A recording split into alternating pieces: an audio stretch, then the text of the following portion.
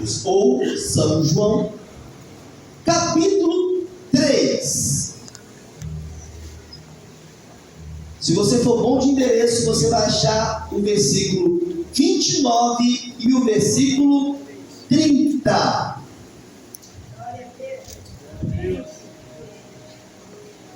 João, capítulo 29. Capítulo 3, perdão. Versículo 29 e o versículo 30. Todos acharam? Amém. Assim diz a palavra: aquele que tem a noiva é o noivo, mas o amigo do noivo, que está presente e ouve, alegra-se muito com a voz do noivo. Esta, a minha alegria, está cumprida. Que ele cresça e que eu diminua. Você pode desocupar suas mãos e aplaudir a palavra.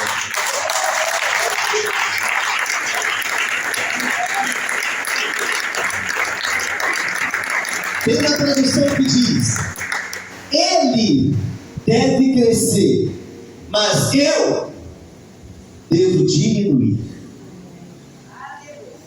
Eu compartilhei uma parte dessa mensagem com a minha liderança aqui no domingo pela manhã. E hoje eu quero trazer aqui esse texto um pouco mais encorpado. E eu quero ser fiel ao significado ou à importância desse texto. E muitas das vezes nós cantamos que ele cresça e que eu diminua, mas em muitas das vezes nós não entendemos ou sabemos o porquê ou de que forma ou qual foi a maneira que esse texto foi escrito. Antes de começar a administração, uma pergunta mediante algo que eu tenho estudado, tem sido muito bom para mim. A igreja para você é negócio ou é pessoal? Uma pergunta. A igreja para você é um negócio ou é pessoal? Como assim, pastor? O que é negócio? Aqui nós temos pessoas que negociam. O Ney é um deles, é um empresário, vive no ramo do transporte, e ele deve negociar o valor do seu transporte. Cabe a ele atender ou não a solicitação mediante o trajeto. Olha, a quilometragem é X e ele cobra um valor X. Se o cliente puder pagar, pague. Mas se não puder pagar, que não venha a fechar o negócio. Ou pode ter ali uma negociação até chegar em um consenso que não fique ruim para o contratante e também não fique ruim para o contratado. Vocês entenderam? Isso é negócio. Agora, o que é pessoal? Pessoal é aquilo que ele não deixa se denegrir. Só pelo fato de ele estar fazendo um trajeto pago, a pessoa tem direito de andar dentro do carro dele fumando maconha? Pode ou não pode? Por quê? Isso vai denegrir aquilo que é pessoal. Todos entenderam? Amém. Aquilo que é pessoal é aquilo que você carrega com princípios. Quando eu tinha na fase dos meus 12, 13, 14 anos, onde eu jogava bola, eu sempre fui muito bom no futebol, tá, gente? É verdade isso. É verdade. Me chamavam de Pelé, não sei porquê. Eu gostava. Marco Perezinho! Marco Perezinho! Eu não posso dizer nada, Josemar. Eles me olham com um olhar de crítica. Aqui, não posso fazer nada. Aqui, ó. Eu dava fácil. Marco Pelé! Marco Pelé! E eu, garotão. Mas, no meio futebol, aquele momento ali, do calor do futebol, sempre tinha um que xingava a minha mãe. Quantos já passaram por isso? Diga bem. Desculpa, mas é verdade. A senhora já foi muito xingada. Mas estava aqui alguém para defender, porque a senhora é pessoal para mim. Mexeu contigo, mexeu com ninguém. Não mexe com a minha morena, não. Porque o meu amor por você é pessoal.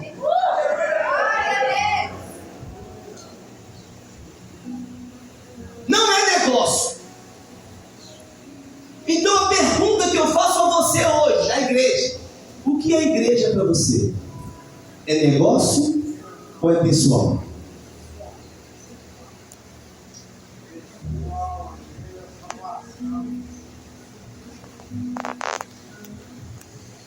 E nós vamos entrar no contexto e nós vamos entender. E nós iremos trazer à memória o que esse momento é para mim e para você. O texto que nós lemos aqui, João diz assim: aquele que tem a noiva e o noivo. Mas o amigo do noivo que está presente e ouve, alegre-se com a voz do noivo. João aqui, irmãos, aqui é João Batista, não é João o discípulo. Ele se coloca como o amigo da noiva. Diga comigo: o amigo da noiva. O interessante é que o amigo da noiva tinha algumas funções. Abraão enviou um dos seus mais antigos servos para ir em busca, reconhecer a esposa de Isaac. Ele enviou um servo, e esse servo tinha algumas obrigações. Ele tinha que trazer especificamente aquilo que foi determinado na vida dele. Olha, eu preciso, essa mulher vai ser assim, assim, assim e assim, para encurtar a história. E ele foi e encontrou essa mulher dando água aos camelos. Conhecedores da Bíblia sabem que há uma quantidade exorbitante de água. E ela saciou a sede daqueles animais. Uma mulher esforçada. E automaticamente ele trouxe aquela mulher para conhecer Isaac, porque havia ali uma responsabilidade sobre a vida do amigo do noivo. João aqui ele se coloca como um amigo do noivo, porque a palavra do Senhor naquele tempo já era escassa. Durante mais de 400 anos, depois do profeta Malaquias, a palavra se cerrou. A frieza espiritual entrou. A apostasia entrou. Não havia mais homens e mulheres que pregavam a palavra de Deus. Não haviam mais homens que ali entregavam a sua vida ao Senhor Jesus de uma maneira para trazer a existência da palavra. O tempo passa. João Batista ele nasce, cresce e desenvolve o seu ministério no deserto.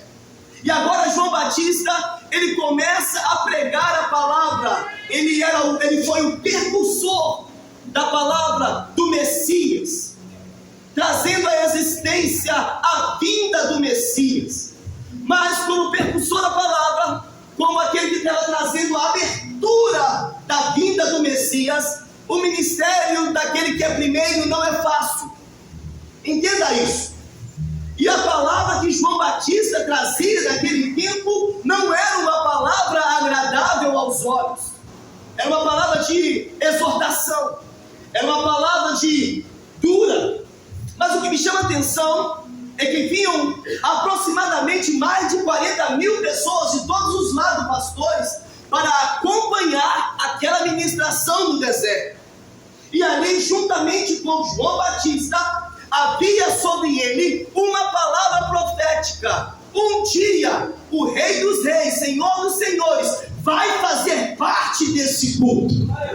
E João Batista, em todos os momentos, ele pregava a palavra, creio eu, não está escrito, mas ele levantava a sua cabeça e olhava: um dia ele vai chegar aqui, um dia ele vai participar desse momento. E dias passam, e a palavra era raça de víboras: arrependei-vos, porque os dias já estão se findando. Querido, preste bastante atenção, esta palavra, ela não mudou. A palavra do Senhor, ela continua sendo a mesma: arrependei-vos, porque o dia do Senhor, ele se aproxima. Mas ser amigo do noivo, querido, não é fácil, porque ele precisa preparar a noiva, ele precisa direcionar a noiva, e muitas das vezes o amigo do noivo, ele sofre com isso, em direcionar a noiva, em direcionar a igreja do Senhor.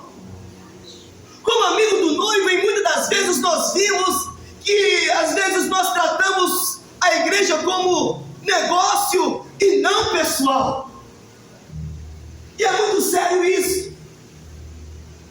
Mas João Batista, ele não desistia, todos os dias ele está ali: arrependei-vos, arrependei-vos, arrependei-vos, porque é chegado o reino de Deus. Arrependei-vos, porque é chegado o reino de Deus. Hoje, a palavra está sendo uma palavra mais tranquila, porque se o pastor falar de arrependimento, de mudança de vida, mudança de caráter, a igreja já não, a palavra é demais, eu vou procurar outro. Se o pastor confrontar a sua vida e falar: querido, querida, do jeito que você está levando a sua vida, existem dois caminhos, céu e inferno, e o inferno existe.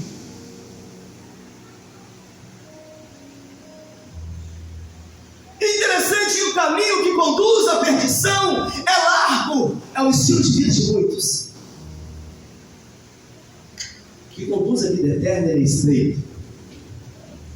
Conduzir a noiva requer esforço. Conduzir a noiva requer dedicação. Porque arde em nós um compromisso de levarmos uma igreja santa, preparada para encontrar com o noivo. João Batista tinha isso no seu coração. Eu estou aqui porque eu estou preparando esta igreja para encontrar com o noivo. Certa feita, um culto como esse, João Batista batizando, não tinha hora marcada, não tinha dia marcado, não tinha momento. De repente, a vida entra e participa do culto. Aquela fila imensa de homens e mulheres sendo batizados. De repente, penso eu, ele levanta a sua cabeça e sente um arrepio diferente. Ele está presente na casa. Eu estou sentindo algo diferente. De repente ele vem, ele chega e aparece diante de João Batista para que pudesse ser batizado e se cumprir as escrituras bíblicas. Ele treme e diz: eu não sou digno nem de desatar as suas sandálias. Mas ele disse para ele: olha, eu sei que você estava esperando este momento, e eis-me aqui, a profecia precisa se cumprir. E automaticamente, quando ele é batizado, sabe o que acontece? O céu se abre e diz a palavra direcionada a ele: este é o meu filho amado, em quem eu tenho prazer. Mas agora, Jesus é batizado e começa também o seu ministério. Diga comigo: Jesus, ele é batizado, presta atenção, e começa o seu ministério. Agora João Batista de um lado e Jesus do outro. Qual culto você participaria?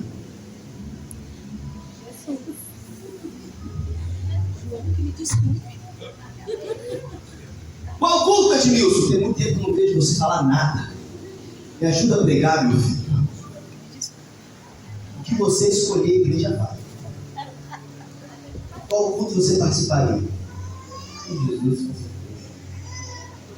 Com Jesus, com certeza.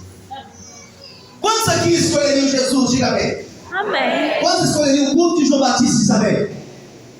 Está vendo? Foi essa mesma sensação que aconteceu, Guilherme. Jesus agora começa a pregar. Ele desce do monte e começa a pregar.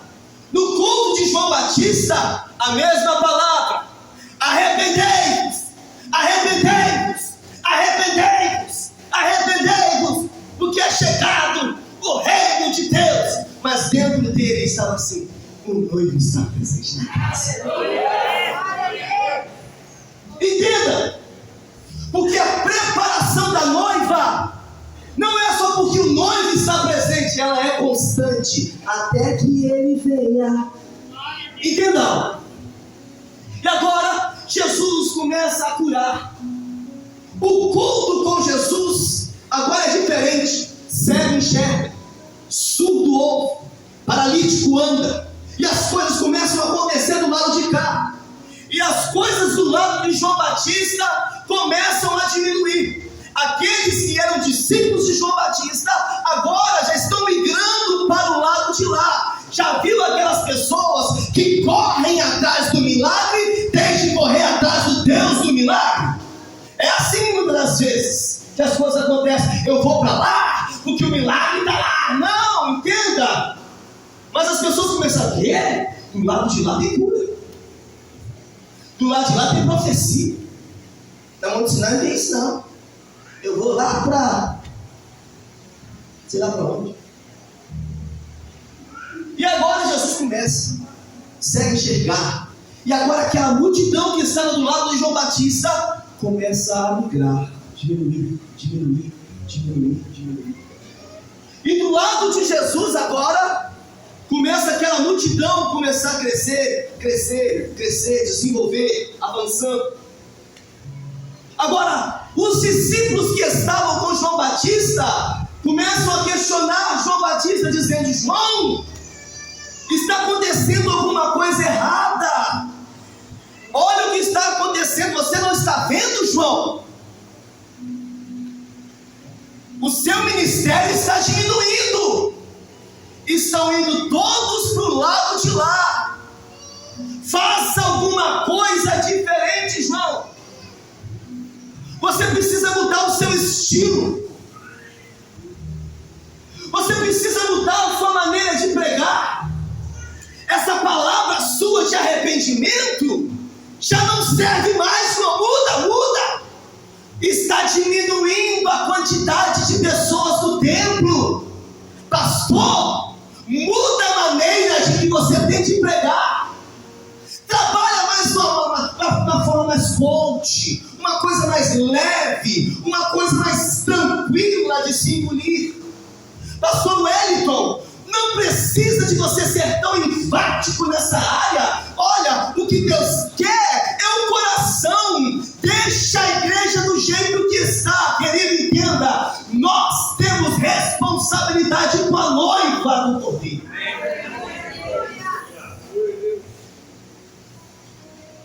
Nós temos essa responsabilidade.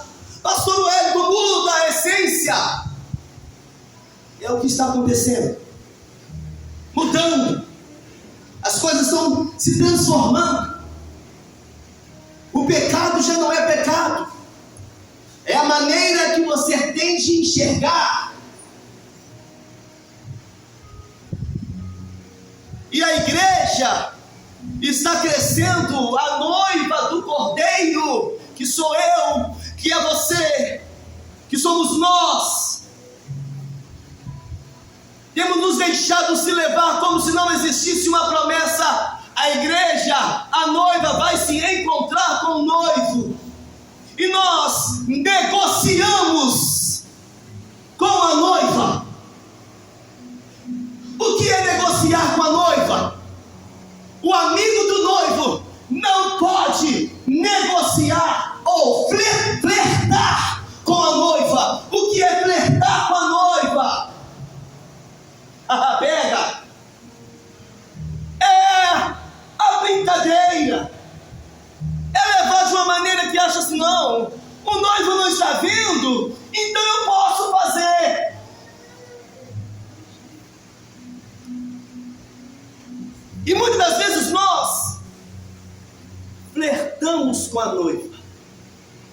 Eu sou amigo da noiva e estou instruindo a noiva, mas você também é amigo da noiva e instrui outras pessoas.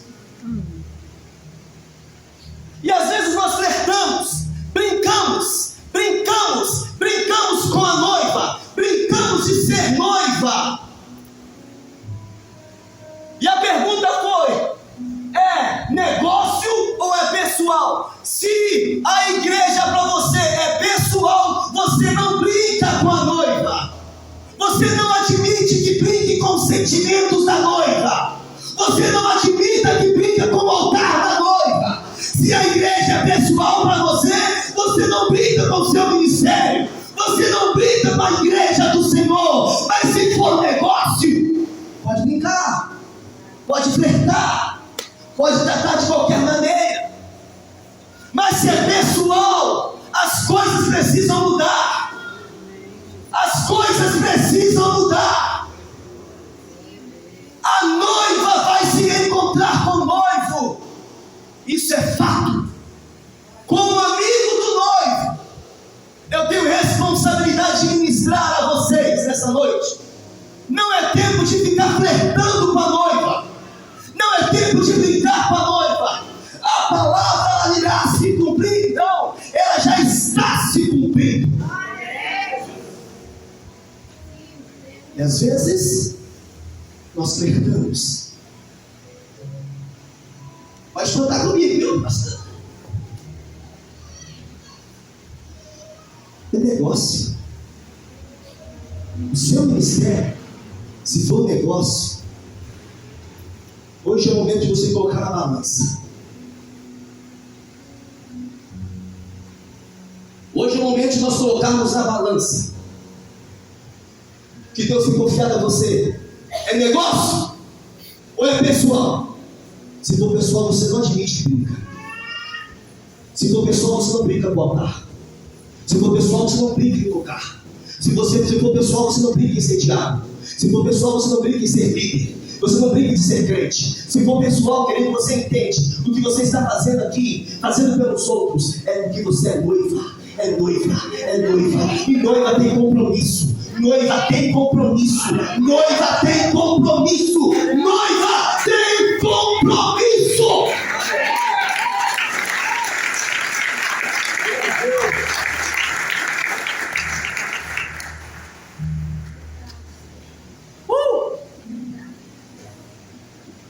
Aí o povo começa a diminuir. E a igreja de Jesus começa a crescer. O amigo do noivo sabe. Como preparador da noiva, ele não flerta com a noiva. Ele só prepara o noivo. Aí João escreve: olha, não tem problema não. Eu reconheço quem eu sou. Eu sou apenas o amigo do noivo. Aleluia.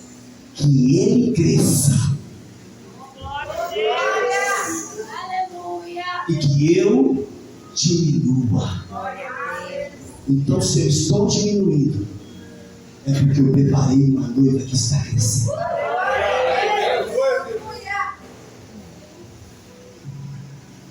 Mas o que me chama a atenção, nós não sabemos da maneira a qual nós iremos encontrar a palavra diminuir. Que ele cresça. Mas diminuir é difícil. Descer é difícil. Moisés ficou 40 anos no palácio do bom e do melhor. E depois ficou 40 anos no deserto. Para que o Senhor pudesse trabalhar o caráter dele. Diminuindo. Se o Senhor está te diminuindo em alguma área, é porque Ele está trabalhando o seu caráter. Como noiva, Ele precisa trabalhar caráteres. E às vezes nós estamos diminuindo e não entendemos o porquê. Deus está tratando o seu caráter, noiva. Deus está tratando o seu caráter. Em um momento ou outro, João não sabia como seria a diminuição dele. A diminuição de João foi a morte física. A morte física.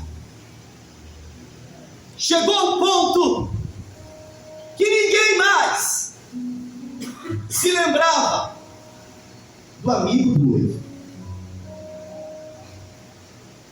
O amigo do noivo não era ingrato. Sabia disso? Qual é o nome do amigo do noivo? Não me lembro, não sei quem é. Porque quando a noiva encontra com o noivo, ela esquece do amigo. Porque o prazer da noiva é encontrar com o noivo. E é um momento de êxtase. É o encontro do noivo com a noiva. E vocês, quando estiverem lá no céu, vocês não vão estar lembrando, como o nome do pastor mesmo? O pastor Leve, o pastor Giovanni que pregou aquela palavra, não é a pastora Éstia, não, querido. Nós só queremos adorar o noivo, adorar. Mas enquanto eu estiver aqui, eu sou amigo do noivo para preparar a noiva. Quem está entendendo isso? Porque quando vocês entenderem que vale a pena, valeu a pena,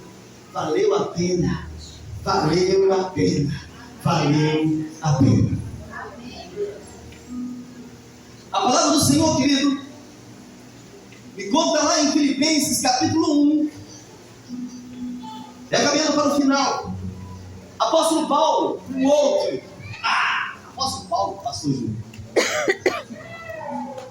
amigo da noiva. Apóstolo Paulo, amigo da noiva. Agora, ele estava preso em Roma. Lá em Filipenses, capítulo 1, do versículo 1 diz assim: Paulo e Timóteo, servo de Jesus Cristo, a todos os santos em Cristo Jesus que estão em Filipe, com os bispos e os diáconos. Ele começa a trazer aqui a ilustração a todos os santos.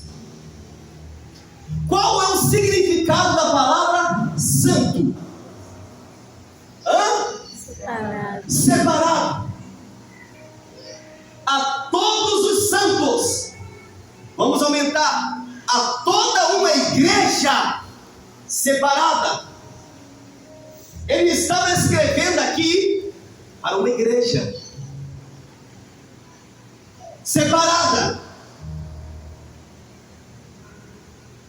E ele começa aqui, querido, trazendo a menção a todos os santos. Santo aqui é todo aquele que teve a sua dívida paga pelo sacrifício de Cristo na cruz do Calvário. Ele está falando assim: a todos vocês que reconhecem que houve um sacrifício de cruz na cruz do Calvário de vocês. A noiva que reconhece que houve um sacrifício de cruz na cruz do Calvário. Santo aqui, ele quer dizer aquele que reconhece que é justificado. O que quer dizer justificado?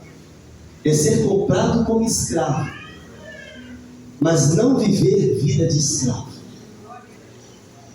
E ele fala, querido, aqueles que são separados. Separados do quê? Os santos que são separados. Separados do quê? Desse mundo, para não ir para o inferno.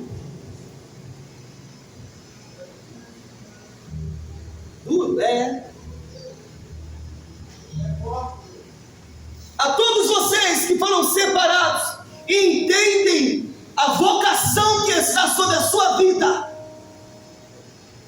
que entendem isso, separados, e em muitas das vezes o que o apóstolo está dizendo não é para que você vá para o inferno, e nem leve ninguém para o inferno, e nem seja o inferno na vida de ninguém.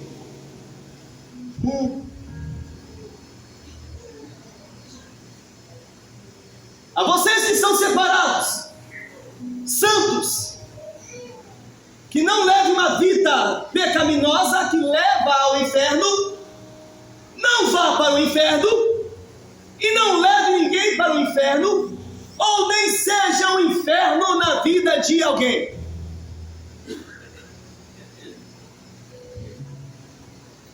Quem entendeu? Amém. Porque tem pessoas que são dessa maneira. Nossa, fulano ou fulana ao inferno na vida de fulano. E o apóstolo Paulo está trazendo aqui aos santos. Ele está falando com uma igreja santa, que reconhece o sacrifício de cruz. Fechando, eu estava preparando esse sermão e eu comecei a chorar, porque ser amigo do noivo não é fácil, preparar a noiva não é fácil, porque infelizmente nem todos levam a noiva como pessoal. Uma grande maioria esmagadora leva a noiva como negócio. E eu comecei a chorar. E comecei a chorar. E escrevendo esse sermão. E eu falei: Deus, me dê forças para não negociar o meu chamado, para não negociar aquilo que o Senhor colocou como essência. Muda isso, pastor. Faça isso, pastor. Existe um chamado pessoal dentro de mim. E esse mesmo compromisso, essa mesma unção, eu tenho ministrado para a nossa liderança, de comprometimento com a igreja, de comprometimento com esse altar. Igreja não é negócio. Precisamos tratar o nosso ministério como pessoal.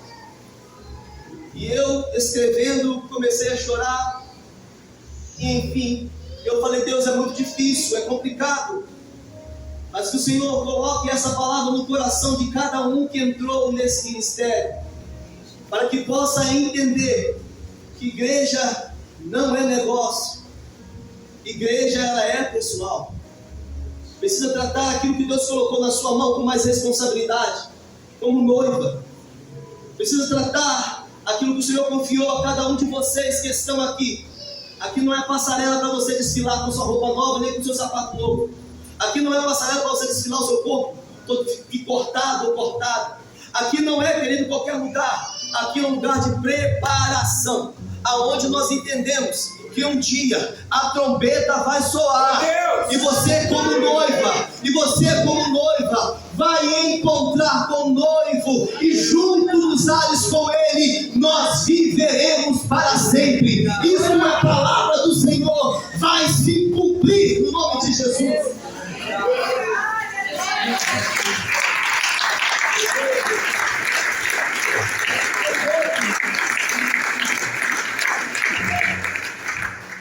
Então o Senhor me deu um sonho.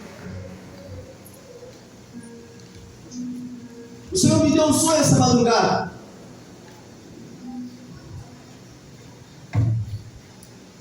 Que realmente essa palavra cortou meu coração. Porque de fato, como pastor, você traz muitas pessoas à memória. Você faz uma varredura rápida e olha e fala: puxa, poderia estar aí já. Mas infelizmente não entendeu que não é pessoal, não é negócio, é pessoal. Olha aqui, poxa, já era para ele ser, mas infelizmente não entendeu ainda. E aí eu sonhei, Maria. E eu quero compartilhar esse sonho com os irmãos. Estava conversando eu, Guilherme e mais um jovem, e nós estávamos tratando a respeito da palavra de Deus, Guilherme, e igreja, e uma conversa muito agradável, uma conversa muito boa, no meio dessa conversa, foi como se tivesse um apagão.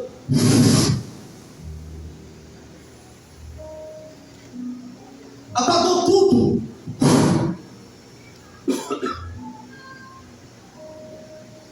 E eu ouvia uma voz longe da Priscila.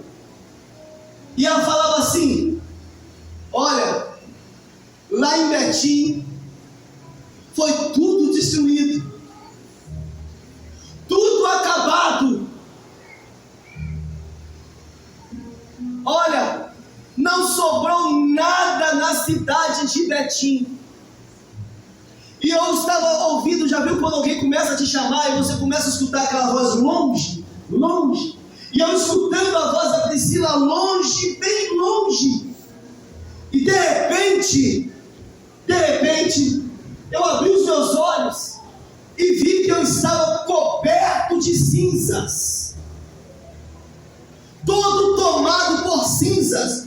Pés, corpo inteiro. E eu me levantei. E a primeira coisa que eu busquei em mim foi saber se eu estava ferido, machucado de alguma maneira. E eu comecei a limpar o meu rosto e vi que não estava de maneira nenhuma machucado. Nada. E eu comecei a limpar o meu corpo, e eu ouvindo a Priscila conversar com uma senhora de idade. E essa senhora de idade falava assim: olha, fica tranquilo, vai dar tudo certo. E a pessoa falava para Priscila: Priscila, fica tranquila. E ela, naquele desespero, não sobrou nada, ninguém, está tudo queimado. E eu levantei, falei: meu Deus, eu estou bem. Pega, meu filho, você foi queimado não, segura. E de repente eu subi no alpendre assim, que a Priscila estava juntamente, era como se eu estivesse num lugar um pouco mais alto, e a Priscila estava debaixo de uma laje enorme, mas muito grande, uma laje enorme, com uma luzinha amarela, bem fraquinha, que iluminava aquele lugar, mas uma multidão de pessoas lá embaixo. E eu subi no alpendre e olhei, lá bem longe de mim, tinha mais uma luzinha, bem fraquinha, e aquela laje enorme. Aí eu cheguei no alpendre e só gritei: Priscila! E ela começou a correr lá do meio da multidão e começou a falar: amor. Eu comecei a gritar, ela começou a gritar, e as pessoas começaram a sair de debaixo dessa laje gritando: ele está vivo! Ele está vivo! Ele está vivo! E começaram a aplaudir ao Senhor. E eu comecei a cantar: és fiel em todo tempo,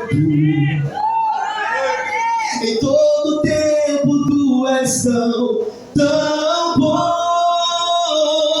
Com todo fôlego que tenho, eu cantarei a bondade de Deus. Aí de repente começa a sair um, começa a sair dois, começa a sair três, começa a sair quatro, começa a sair uma igreja cheia, louvando e engrandecendo ao nome do Senhor, e aplaudindo ao Senhor, subindo em cima da laje, debaixo daquele lugar, começaram a aplaudir, começaram a cantar, e começaram: bondade me seguirá, Senhor, tua bondade me seguirá, Senhor. Eu me rendo a ti, te dou o meu ser, entrego tudo a ti. Tua bondade me seguirá, Senhor.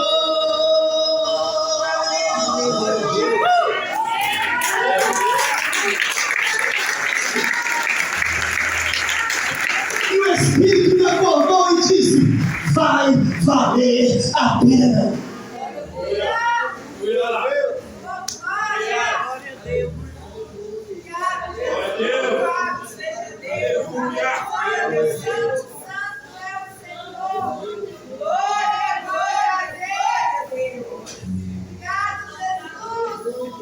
vai valer a pena. Vai valer a pena. O Espírito disse: esses que estão debaixo dessa laje é a noiva do Cordeiro. E longe havia mais uma luzinha, havia umas outras. Você que entende, querido, nessa noite, talvez você estava levando a seu ministério como um negócio. Hoje é a noite que você precisa pegar isso como responsabilidade. Entendo que igreja é algo pessoal. Para João Batista, a noiva era pessoal, não era negócio.